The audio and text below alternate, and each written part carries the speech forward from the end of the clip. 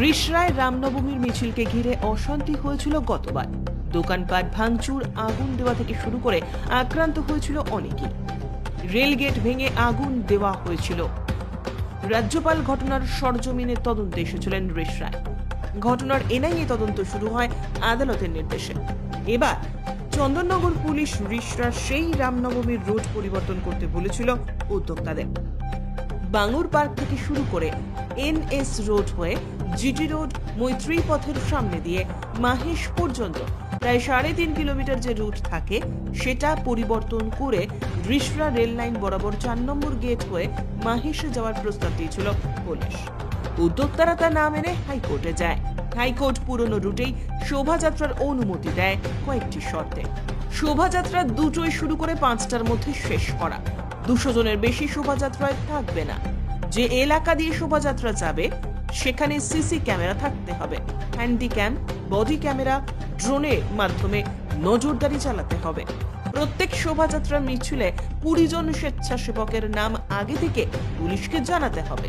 20টির বেশি গাড়ি নিয়ে যাওয়া যাবে না। কোনো আগ্নেয়াস্ত্র নিয়ে মিছিল করা যাবে না। চন্দননগর কমিশনারেটের এলাকায় 7টি থানাতে একাধিক রামনবমীর শোভাযাত্রা বের হয়।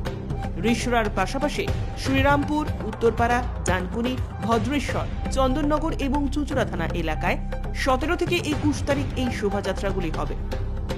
মাঝে শুক্রবার শোভাযাত্রা বন্ধ থাকবে। Chandannagar police commissioner Amit P Javalgi জানিয়েছেন, হাইকোর্টের নির্দেশ মতন সব ব্যবস্থা নেওয়া হয়েছে। হাইকোর্ট বলেছে আধা সামরিক বাহিনীকে নিরাপত্তার কাজে লাগানো যাবে। সেই মতো রামনবমীর আগে থেকে স্পর্শকাতর এলাকাগুলিতে পুলিশ টহল দেয়, বাহিনীও রুট মার্চ করে। যে কোনো রকম অশান্তি এড়াতে কড়া পুলিশি ব্যবস্থা নেওয়া হয়েছে। চন্দননগর কমিশনারেটের পাশাপাশি হুগলি গ্রামীণ এলাকাতেও হয় রামনবমীর শোভাযাত্রা। সেখানেও পুলিশি সতর্কতা গ্রহণ করা হয়েছে।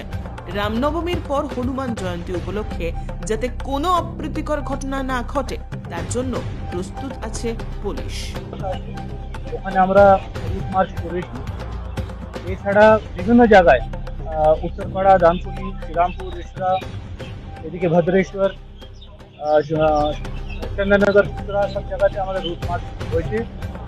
আমরা বাইক পেট্রোলিং এবং রুট মার্চ উপরে বিশেষ নজর রাখছি। আপনারা সবাই জানেন যে সপ্তাহে রামনবমী প্রসেশনগুলো সমস্ত জায়গাতে বেরোবে। আমরা সেরকম প্রিপারেশন নিচ্ছি। বাড়তি আমাদের পুলিশের ব্যবস্থা থাকবে এবং নজর থাকবে। সে উপলক্ষে আমরা গিয়ে ওখানে খোঁজ খবর নিয়েছি, সব কিছু ঠিক আছে।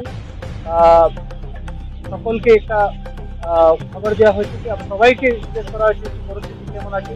নিজের রাস্তায় গিয়ে আমরা ফিল করেছি কি পরিস্থিতি আছে। এখন অবধি দেখা যাচ্ছে সব জায়গায় শান্তি আছে। এটাই কিন্তু কন্টিনিউ থাকবে, এটা আমার বিশ্বাস আছে।